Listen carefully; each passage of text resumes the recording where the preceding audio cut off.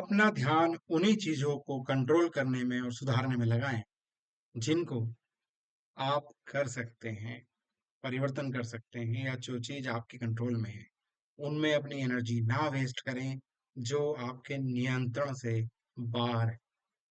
नमस्कार मित्रों, मेरा नाम है नितिन और आप मुझे सुन रहे हैं यूट्यूब पर। और बड़ा ही इंटरेस्टिंग कंसेप्ट है, ध्यान से सुनिएगा। जी हाँ, लोकस ऑफ कंट्रोल एक बहुत ही इंटरेस्टिंग कंसेप्ट है। अगर आप समझ लेंगे, मेंटल मॉडल की सीरीज से संबंधित है, क्योंकि अधिकतर स्कूलों में, कॉलेजों में हमें वो चीजें नहीं बताई जाती, सिर्फ बुकिश नॉलेज दे दी जाती है। या इवन जब अगर साइकोलॉजी में भी जाएं तो वो हम सिर्फ एकेडमिक्स की तरह पढ़ लेते हैं उस चीज को कि उसकी डेफिनेशन क्या है, वो क्या चीज है। पर हमारी जिंदगी में वो चीज किस तरह से रोल प्ले कर रही है, और ये उन कंसेप्ट में से एक है। जैसे कहते हैं ना कि आपने कुछ जो दो चार पॉइंट होते हैं, अगर ये सीख डाला तो जिंदगी जिंगलाला। जिससे कि आपकी जिंदगी एक सकारात्मक मोड़ ले सकती है, एक बहुत बढ़िया डायरेक्शन में जा सकती है। लोकस ऑफ कंट्रोल एक ब्यूटीफुल कंसेप्ट है अबाउट थिंकिंग पैटर्न, कि हम सोचते कैसा है। और हम हमारा ये जो सोचने का तरीका है, नजरिया है, या ये जो हमारा थॉट प्रोसेस है, अगर इसमें थोड़ा सा हम सुधार करें तो कैसे हमारी जिंदगी सही पटरी पर आ सकती है। ये रिलेटेड है, एक एक्सपेरिमेंट से रिलेटेड। एक हालांकि हमारे ग्रंथों में पहले से ये चीजें लिखी हुई है, लेकिन अदर फॉर्म्स में लिखी हुई है। और अंग्रेजों से अगर हमने कुछ सीखना है तो सबसे ज्यादा एक चीज सीखने लायक है कि पेन डाउन द थिंग्स। अब किसी भी चीज को ना लिपिबद्ध कर देना, लिख देना, उसको रिटन फॉर्म में ले आना, जिससे कि फिर बाद में अगर उसमें फिर पेटेंट वाला मामले में हो जाता है कि उसको पेटेंट करा लो, फिर उसको कॉपीराइट करा लो, फिर उस पर हक जता लो कि दूसरा अपना ना बता सके। हो सकता है कि आज से 500 साल के या 5000 साल पहले ये सब चीजें बहुत क्लियरली ग्रंथों में लिखी गई हैं। लेकिन या तो कुछ ग्रंथ जल गए या नष्ट हो गए, या हम लोगों को उस तरह से नहीं समझाए गए जिस तरह से उन्होंने लिपिबद्ध किया और उसको पेटेंट करा लिया किसी चीज को रिसर्च करके। ये लोकस ऑफ कंट्रोल से रिलेटेड है। तो ये इसमें क्या किया गया था, आप इसको पहले मैं स्टोरी की तरह से बताता हूँ, फिर हम उस कंसेप्ट पे आएंगे। कि इन्होंने दो ग्रुप चूज किए, उन पे एक्सपेरिमेंट किया है, साइकोलॉजिकल ग्रुप। कि एक पर्टिकुलर लोगों का ग्रुप था, एक उसको ग्रुप ए नाम दे दिया फॉर एग्जांपल, और उतने ही लोगों का दूसरा ग्रुप था, उसको ग्रुप बी नाम दे दिया गया। तो उनको कुछ क्वेश्चंस दिए गए सॉल्व करने के, जो मीडियम, मतलब उसमें तीनों स्तर के क्वेश्चंस थे। इजी, फिर मीडियम, फिर हार्ड, इस तरह के क्वेश्चंस। एमसीक्यू आप समझ सकते हैं, इजी अंडरस्टैंडिंग के लिए। उन्होंने क्या दिया, मैं उसमें नहीं जा रहा हूँ, मैं कंसेप्ट समझाना चाहता हूँ कि क्या चीज उन्होंने लिखी है। तो उन्होंने क्या किया, कुछ क्वेश्चंस दिए गए, और जब उन्होंने जैसे सॉल्व किया, उनके पास आए, तो उन्होंने जाके उनको ग्रुप ए वालों को बताया कि भाई आपने जो ये सॉल्व किए, आपने अ, बहुत जैसे हार्ड वर्क, आपने बहुत अच्छे एफर्ट किए हैं। आपके एफर्ट से ये क्वेश्चंस के आंसर आपने जो ढूंढे हैं, आप बहुत हार्ड वर्किंग हैं, आप बहुत एफर्ट करते हैं काम में, बहुत बढ़िया आपके रिजल्ट आए, फर्स्ट क्लास है। जो ग्रुप बी के पास गए थे, वो सेम सिमिलर क्वेश्चंस में जो भी उन्होंने किया था फर्स्ट टाइम में जब उन्होंने एक्सपेरिमेंट किया, उनको कहा गया कि आप तो टैलेंटेड हैं, आप तो गॉड गिफ्टेड हैं, और ये तो कुछ नहीं था। मतलब आपके हिसाब से, अरे ये सब सॉल्व करने के लिए आपने भी बहुत अच्छा परफॉर्मेंस किया है, लेकिन आपके अंदर ये इनहेरेंट है, आपके अंदर ये गॉड गिफ्टेड टैलेंट है। हमें लग रहा है, आप आपके जो आंसर्स को एनालाइज करके हमें ये लगा कि आपके अंदर ये हिडन टैलेंट्स है, गॉड गिफ्टेड टैलेंट है, कि आप इसको सॉल्व कर पाए, बहुत इजीली सॉल्व कर पाए। फिर उन्होंने दूसरे इजी टू मीडियम सेम इस तरह के क्वेश्चंस दोबारा से दिए। तो उसके बाद जब उन्होंने देखा कि जो ग्रुप ए की परफॉर्मेंस थी वो बेटर थी, सेकंड टाइम में जब उन्होंने देखा, जिनको उन्होंने बोला था कि आपके एफर्ट्स के कारण आपने बहुत अच्छा परफॉर्म किया है, और जिनको कहा था कि आप के अंदर हिडन चीजें हैं, आप गॉड गिफ्टेड हैं, तो उन्होंने देखा कि ग्रुप बी में बहुत सारे लोगों ने ना कुछ क्वेश्चंस अटेम्प्ट ही नहीं की, क्योंकि उनको क्या बोला गया था कि आप, आपके अंदर इनहेरेंट क्वालिटीज हैं। तो सिर्फ एक फीडबैक देके, एक तरह से कहें कि उनको एक ऐसा स्टिमुलस जनरेट किया गया उनके अंदर, कि आपके अंदर तो वो बात है, जैसे कहते हैं ना, किसी किसी को हम कभी कभी बोल सकते हैं, यार ये तो गॉड गिफ्टेड है, तुम ये हो। तो एफर्ट एक तरफ बोला गया कि हार्ड वर्किंग, आपके एफर्ट्स के कारण आपको अच्छा रिजल्ट मिला है। एक को बोला आपके अंदर इनहेरेंट क्वालिटीज ऐसी हैं। तो देखा गया कि ग्रुप ए का परफॉर्मेंस ज्यादा बेटर था, सेकंड टाइम में जो उन्हें देखा गया, और ग्रुप बी का थोड़ा सा डाउन था स्तर में। आप उसको एनालाइज करेंगे ऐसा क्यों हुआ। तो जो रिजल्ट आया, आउटकम आएगा, तो जो भी एफर्ट हमारा, जो आउटकम आते हैं, जब उसका हम रिजल्ट देखते हैं, तो ये दो चीजों पे सॉरी निर्भर करता है। कोई भी हमारी लाइफ में जब भी कुछ आउटकम आ रहा होता है, तो हमारा फोकस जाता है दो तरफ, कि एक्सटर्नल फैक्टर्स या इंटरनल फैक्टर्स। मतलब एक्सटर्नल चीजें हमें इन्फ्लुएंस कर रही हैं या इंटरनल हमें चीजें इन्फ्लुएंस कर रही हैं। और आपको उससे पता लगेगा कि आपका लोकस कहाँ है, मतलब आपका लोकस ऑफ कंट्रोल कहाँ है। जैसे इसको आप ऐसे समझिए, जैसे आपने कोई भी काम किया अपनी जिंदगी में, कोई बड़ा डिसीजन लिया, आपने कोई जॉब ज्वाइन करी, आपने किसी चीज में कोई सफलता पाई या असफलता पाई, दोनों चीज हो सकती हैं। तो आप उसका श्रेय किसको देते हैं? खुद को दे रहे हैं।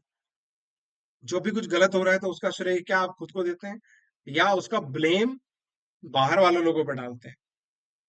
अधिकतर आपने देखा होगा लोगों को कि जब उन्हें किसी काम में सफलता मिलती है, पॉजिटिव रिजल्ट्स मिलते हैं, अच्छी चीजें उनको प्राप्त होती हैं, तो वो उसका कारण, उसका श्रेय अधिकतर खुद को देते हैं, कि अंदर, मेरे अंदर तो बात ही ऐसी थी, मैंने तो जान लगा दी थी इसमें, या ये सब कुछ तो मेरे अंदर है।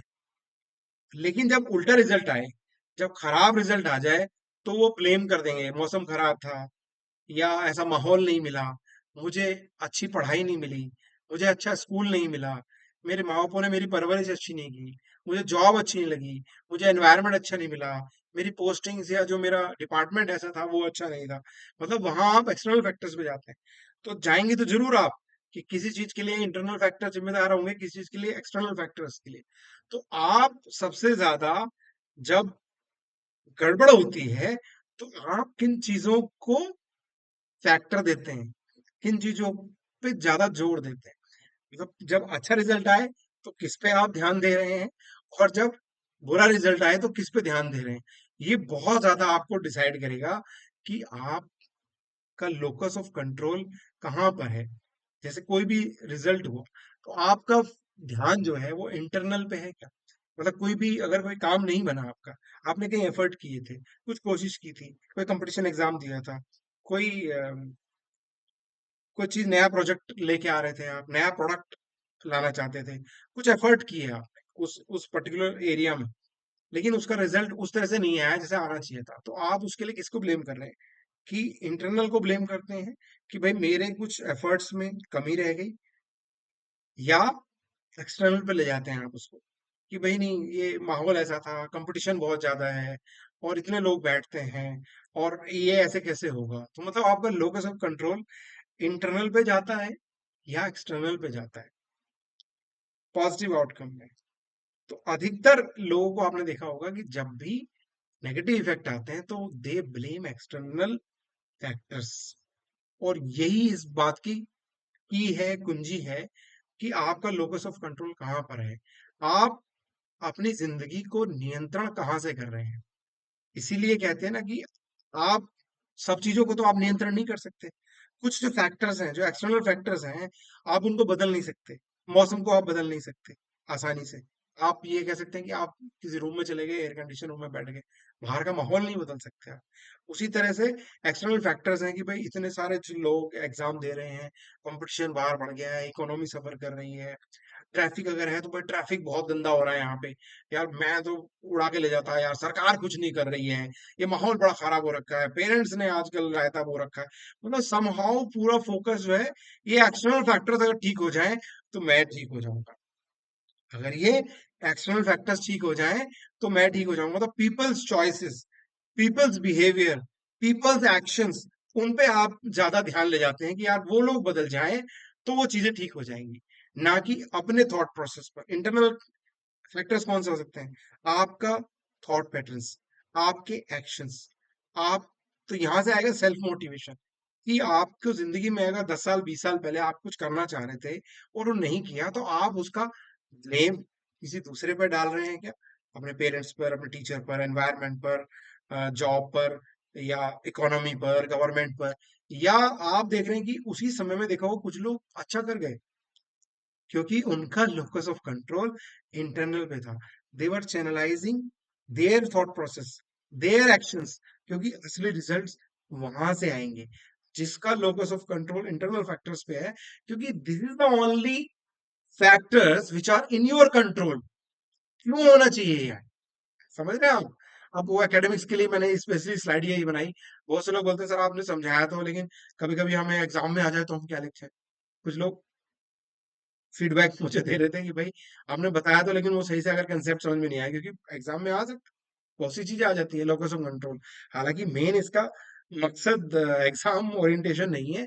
इसका ये है कि आप अंदर से कैसे परिवर्तन हो, आपके थॉट प्रोसेस में ऐसे कैसे चेंजेस आए जिससे कि आप पॉजिटिव डायरेक्शंस में जाएं, आप सही डायरेक्शन में जाएं। तो locus of control is refers to the degree to which people believe they have control over the outcome of events in their lives. तो कितने डिग्री तक वो सोच रहे हैं, मतलब वहां कहाँ पे उनका फोकस है। तो ये पेन डाउन थिंग्स जो इंग्लिश लोगों से हमने सीखना चाहिए, कि it was written an aspect of personality psychology and was developed by Julian B Rotter in 1954। ये और बात है कि अगर आप महाभारत देखेंगे तो कृष्ण जी अर्जुन को लगातार ही ये बोल रहे हैं, कि जब वो बोलते हैं कि मैं आज जयद्रथ को नहीं छोड़ूंगा, तो बोले कि यार युद्ध जीतना ना जीतना, या मैं ये युद्ध जीत लूंगा। तो वो ये बार बार बता रहे हैं कि ये तुम्हारे कंट्रोल में है ही नहीं। तुम्हारे कंट्रोल में क्या है? कर्मण्येवाधिकारस्ते माँ फलेषु कदाचन, माँ कर्म फल हेतु भो माते संगोस्तु आदि कर्मण्य। ये कर्म करने के ऊपर ही तुम्हारा अधिकार है, और उसका आउटकम क्या होगा उस पर तुम्हारा नियंत्रण है ही नहीं, क्योंकि और बहुत सारे एक्सटर्नल फैक्टर्स आ रहे हैं कि भाई अभिमन्यु के साथ क्या होगा, या और चीजों के साथ क्या होगा। तो अपना लोकस ऑफ कंट्रोल वो बार बार उसको अलाइन भी कर रहे हैं, कि अपना जो ध्यान है ना, तुम ध्यान अपने एक्शंस पे दो, अपने युद्ध करने पे दो, अपने स्किल पे दो, ना कि एक्सटर्नल फैक्टर्स पर। क्योंकि जब युद्ध लड़ने के लिए तैयार हो गए, अब वो अलग चीज है, लेकिन बार बार उसमें रिमाइंड करा रहे हैं, अगर आपने बहुत क्लोजली महाभारत में देखी हो, कि भाई तेरा आउटकम पे तुम्हारा कंट्रोल नहीं है, तुम्हारा कंट्रोल तुम्हारे अपने एक्शंस पे होना चाहिए। तुम कैसे बेटर परफॉर्म करो। तुम ये मत सोचो कि इनको कैसे हराओगे, वो कहते हैं कि तुम हरा ही नहीं पाओगे इनको। जो कर्ण है और द्रोणाचार्य हैं, अश्वत्थामा है, फिर भीष्म पितामह, मतलब वो इतने ज्यादा बड़े वॉरियर्स हैं, लड़ाके हैं, योद्धा हैं, कि अपने काम पे ध्यान दो तुम, मैं तुम्हारे साथ हूँ, तुम्हें डायरेक्शन दे रहा हूँ सही। तो बार बार उनको याद दिला रहे हैं कि अपना जिन चीजों को तुम कंट्रोल कर सको। तो ऐसा बहुत सारे देखा होगा, बहुत सारे जल्दी लोग परेशान हो जाते हैं, या स्ट्रेस ले लेते हैं कि यार ये माहौल खराब हो रहा है, ये हो रहा है। तो यही है कि क्या तुम कंट्रोल कर सकते हो? पॉलिटिकल सिचुएशन तुम कंट्रोल कर सकते हो, इकोनॉमी कंट्रोल कर सकते हो, जो न्यूज में ऐसा आ रहा है, न्यूज चैनल देख के लोग परेशान हो जाते हैं, तो वो चीजें तुम्हारे नियंत्रण में है ही नहीं। दूसरों का व्यवहार आपके नियंत्रण में है ही नहीं। आप थोड़ा बहुत इन्फ्लुएंस तो कर सकते हैं, पर कंट्रोल नहीं कर सकते। इट इज देयर चॉइसेस, ये उनका अपना निर्णय है, जब वो अपनी लाइफ में वो कहाँ पे ध्यान दे रहे हैं।